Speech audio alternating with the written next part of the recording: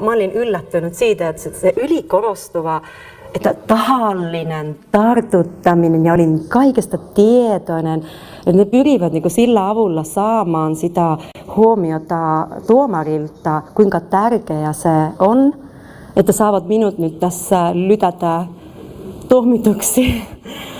Että se on niin kuin ihan uskomaton, että kun ajattelee sitä, että kun mä luin heille nämä lakipykälät ihan selvästi, että niin kuin vedosin suunnilleen kaiken oman tarinaan tapahtuneen lakipykäliin, ne ei niin kuin suljenneet korvat täysin, että se lakipykälä on olemassa. Perustuslaki, ihmisoikeudet, poliisilaki, potilaslaki, kaikki tuli niin kuin heille luettu siellä ja silti ei niin kuin meni yhdestä korvasta sisään toisesta ulos suunnilleen.